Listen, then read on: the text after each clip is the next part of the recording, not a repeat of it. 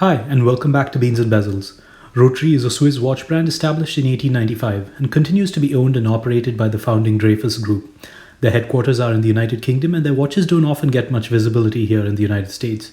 But if you've traveled through Europe, you've likely seen their watches or at least heard of them. Rotary celebrates 125 years of watchmaking this year and marked this occasion by releasing a lineup of heritage pieces that reboot some of their designs from the last century. This is the Heritage GS05144 in rose gold color and is an accurate reissue of one of their watches from the 1940s. This is a limited edition release of 300 pieces, and Rotary was kind enough to send me one to review, and I'm not expected to send this back.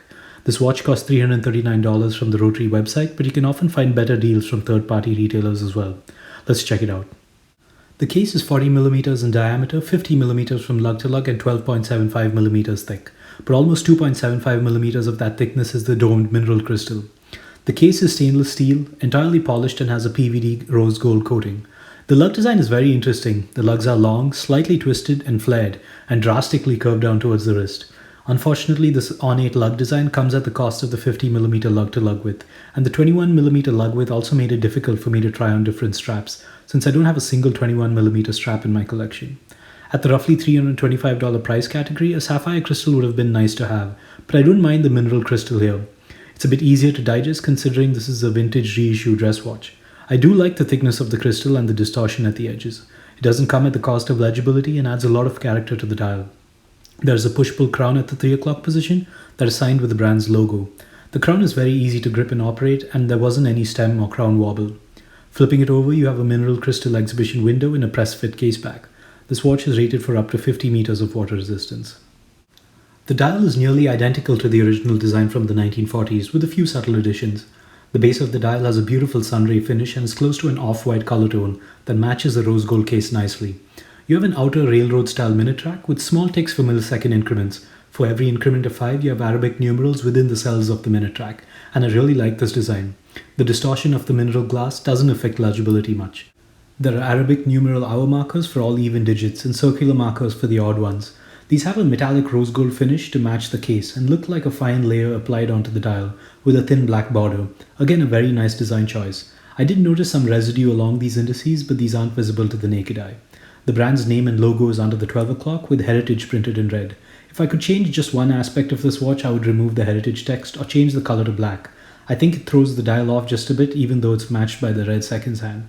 The handset is also nearly identical to the original with leaf-style hour and minute hands that are also rose gold in color and polished. The finishing of these hands is surprisingly good for a $325 watch. The seconds hand is painted in red with a counterbalance. Overall, the dial is well finished for the money, and the design very closely follows the original Rotary watch from the 40s, so there isn't much to complain about here at all. This watch uses a Miyota 821A movement for $325, closest to $250 if you do a quick Google search. This isn't surprising and a reasonable choice to fit inside a 10mm case. This movement gets mixed feedback from owners and enthusiasts, but there are plenty of brands that are currently using this movement in the sub $400 category, mostly with success, like Baltic, Laco, and Van Dag, just to name a few that I've reviewed. Rotary has pretty good cleanroom practices because there isn't much visible dust or dirt in the movement, and that is to be expected considering there's an exhibition window here. I logged the accuracy of this watch over a 5-day period and observed roughly plus 23 seconds per day. These aren't great numbers from a movement in general, but within spec for this movement and mostly consistent accuracy. I've noticed some 821As swing drastically from day to day, and that bothers me a lot more than overall lower average performance. The 40mm diameter case is a good size, but the 50mm lug-to-lug width catches you by surprise. The drastic curvature helps it to not look awkward, and I didn't find it too large on my 6 1/4 inch wrist. I would not recommend it for wrists smaller than that though. The 12.75mm height also goes unnoticed because of the 2.75mm mineral glass, and the 60-gram overall weight adds to the easy wearability of this watch.